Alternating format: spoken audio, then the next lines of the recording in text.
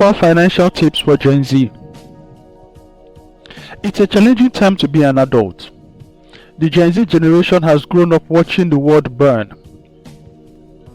In just the past few years, they've trudged through school during a pandemic, entered the housing market that experienced double-digit rent hike, gotten our first fancy job in tech, gotten laid off from our first fancy job in tech, taking out loans just to afford egg, captured it all on TikTok.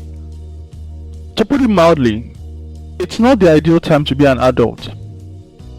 You're not alone if you're panicking and don't know where to start with your money.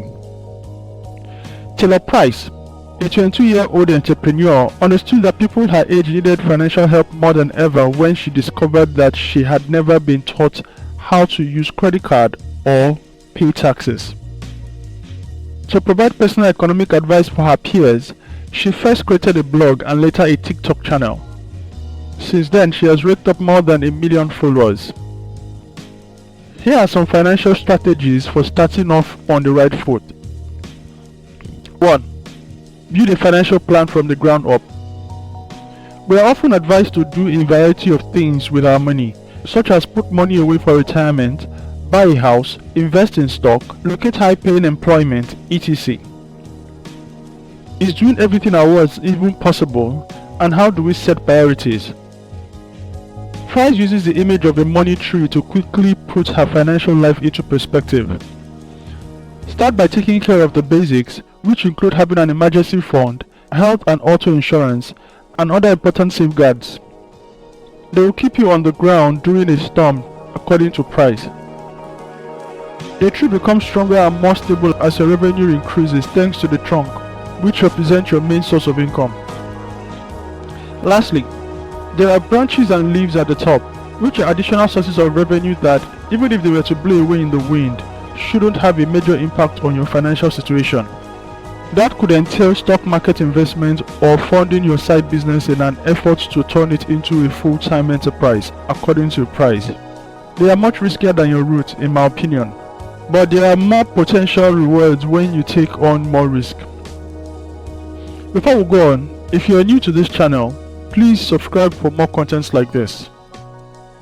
2. Separate your money into buckets.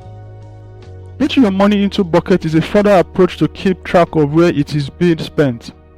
This could entail creating numerous bank accounts for varied objectives or even physically stuffing your cash into envelopes designated for different purposes. Price divides her income into 2 main categories: play money and essentials. Things like rent, utility, groceries, and insurance are a necessity. Everything that is more of a want than a need, such as a vacation, is included in play money. She also has buckets for savings and investment, such as a high-yield savings account or brokerage account, as well as short-term versus long-term goals. Price has one piece of advice for you if managing all these distinct categories seem difficult. Automate. The fewer clicks it takes to deposit money into your savings and retirement account, the more likely you are to develop your wealth. 3. Change your money mindset. Do you have a negative outlook on the economy? It is very natural, but don't let it prevent you from making progress in your financial circumstance. There is a data that backs up the idea that having a good money attitude can help you concentrate on and finally achieve your goals.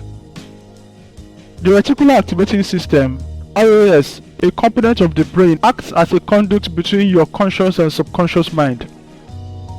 The RAS will position your thoughts and emotions so you are more prepared for success if you set clear goals and have a sincere purpose to achieve them. An example might be that you desire to change your job. It is still at the forefront of your mind if you state that aim, putting it in writing and internalizing it. You might find yourself looking at job search websites more frequently than usual, recalling the name of a friend who works in a field you are interested in, or overhearing a discussion about networking opportunities you hadn't thought about previously. If you make a vision board, write a goal on the back of your phone case, or paste a note on your bathroom mirror each morning that reads, "I can and I will save for a house."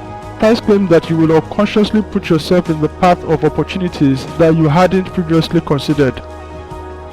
I understand if you have reservations about this.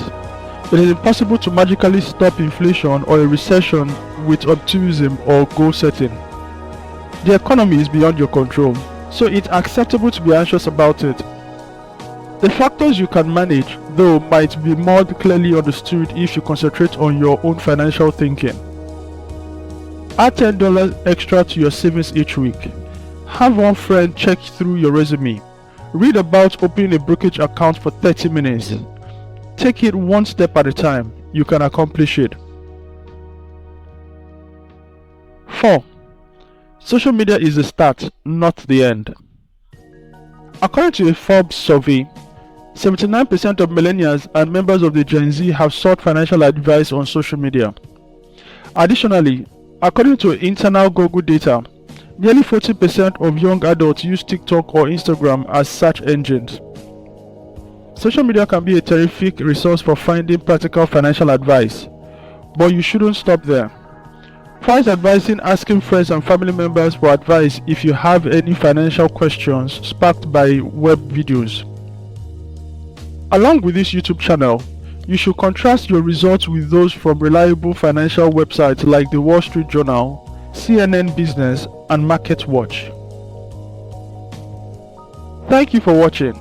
If this video has added value to you, kindly click the subscribe button below as we consistently create useful content to help you grow financially and be a better person.